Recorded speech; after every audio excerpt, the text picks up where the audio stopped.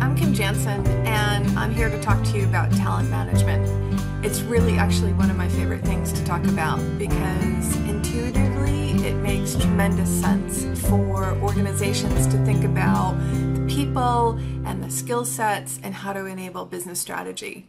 I'm going to talk to you for a number of minutes to help you understand both the opportunities and sometimes the missed opportunities around talent management.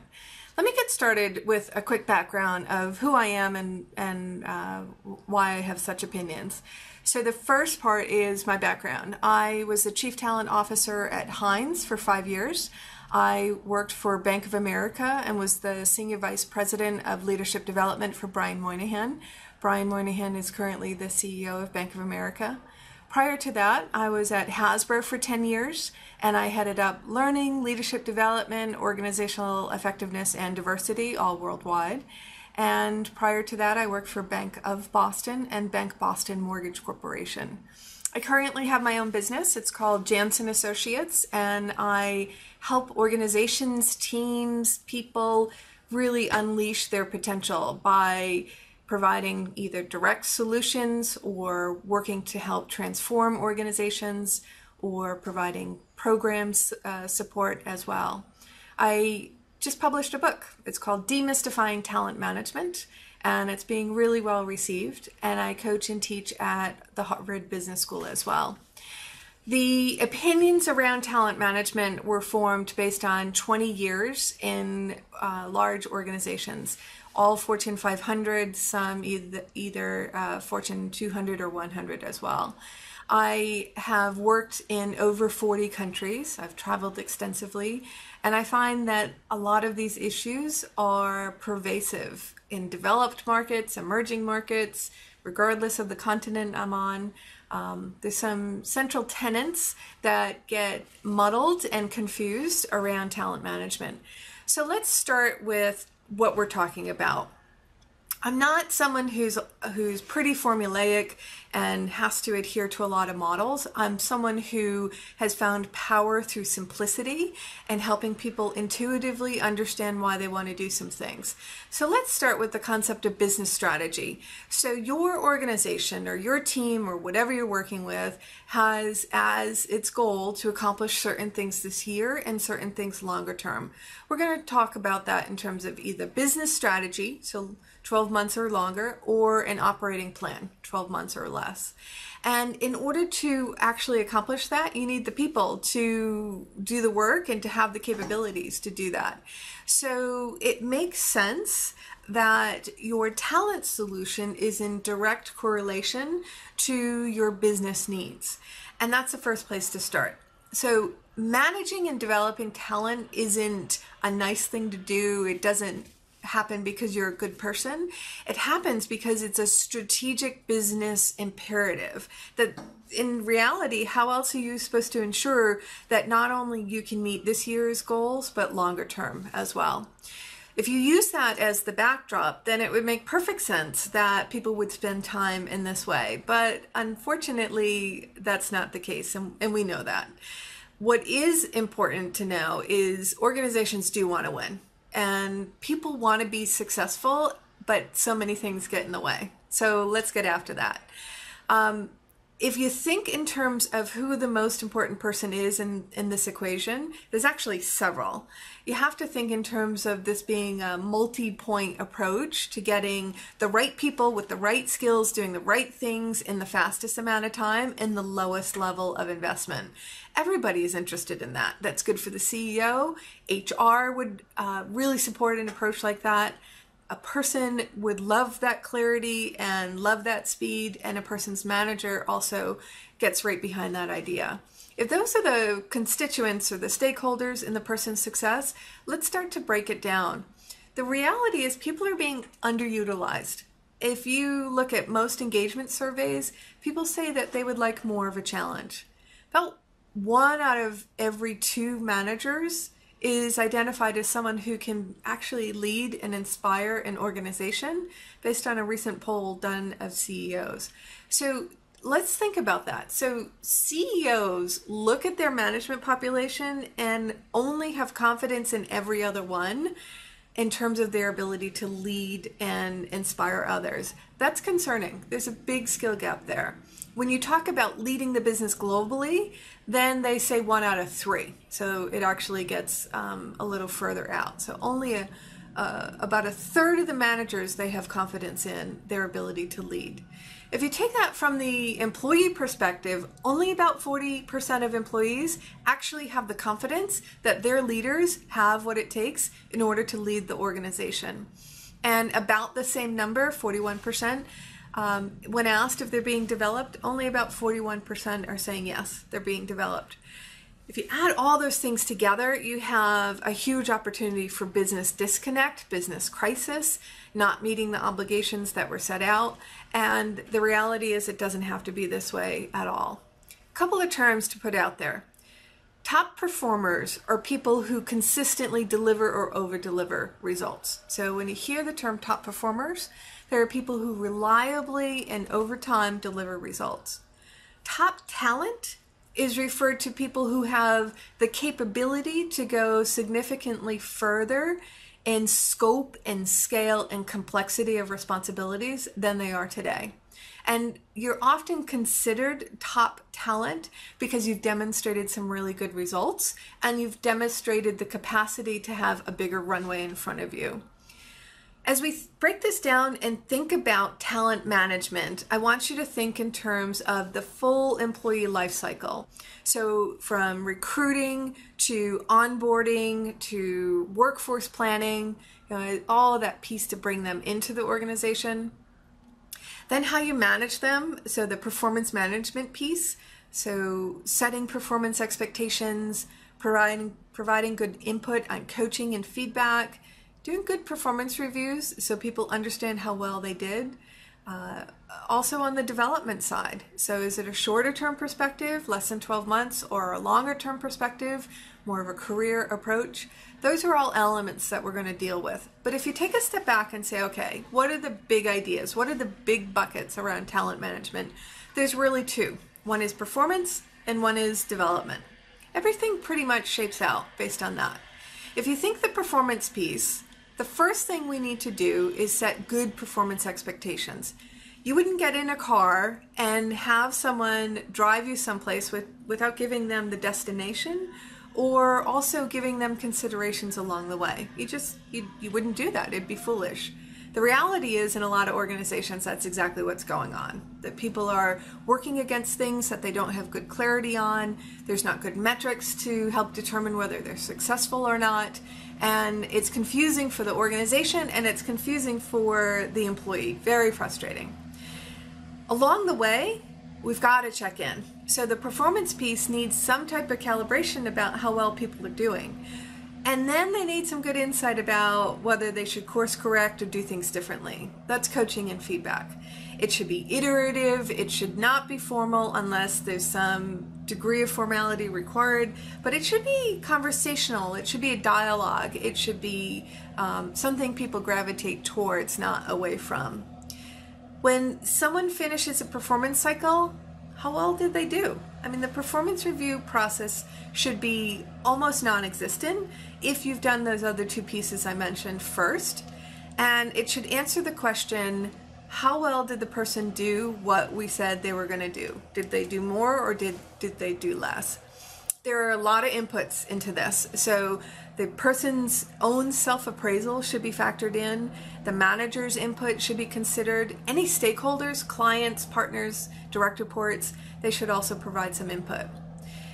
When you make that determination, then how are you going to pay them? Because up front, you should have had a conversation about if you deliver these things, this is what you get financially in exchange.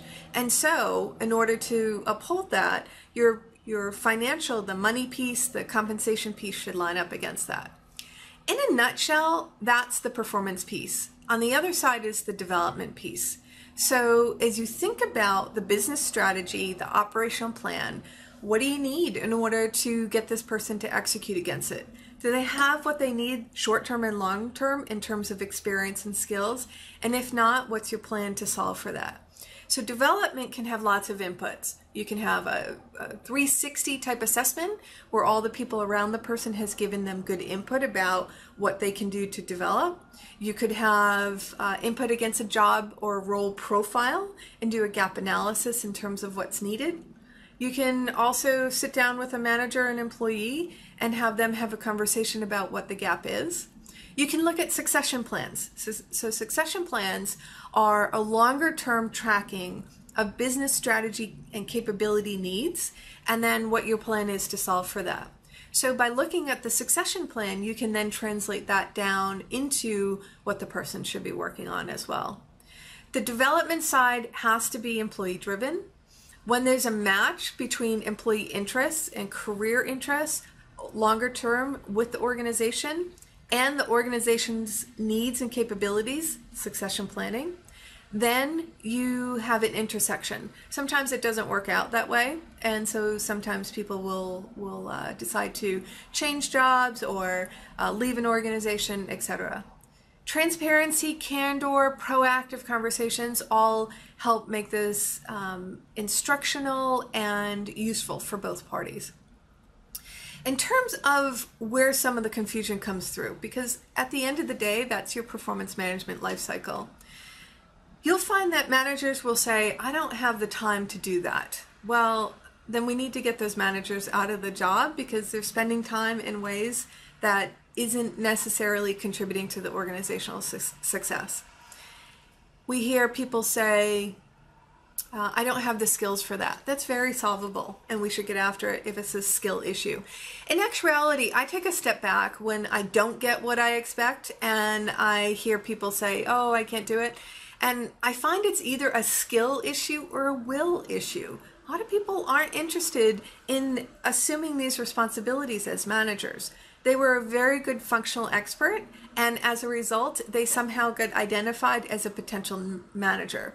They're very different skill sets. They are completely different skill sets. It's like on Friday you learn, you can speak French, and being asked to speak Chinese on Monday. And one doesn't necessarily have anything to do with the other. And so as we think about putting the right people in the jobs, we've got to think about that will issue, and do they have a desire to really make a difference in people's lives. On the employee side, part of that is the hiring process. So are you hiring for attitude? Are you hiring winners and athletes who can really reinvent themselves over time? People who have a high learning agility, a real interest in being part of a winning team. Those are profiles you want to bring into your organization. And then the rest of it is about giving them good purpose, good direction, good coaching, providing good feedback along the way. There are good systematic ways to look for whether this is working in your organization. You can do either short-term or annual engagement surveys to help determine whether this is working. Engagement surveys will help you directionally solve for big organizational issues or maybe local issues that are going on in a particular team. They also help you do temperature checks on culture. Culture is essentially a set of shared beliefs. Beliefs drive behavior.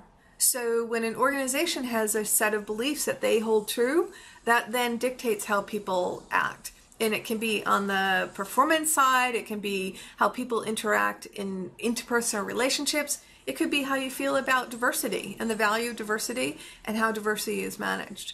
There's a lot of other good metrics you can use: turnover, promotability, retention, all things that indicate the health of your organization and the health of your culture.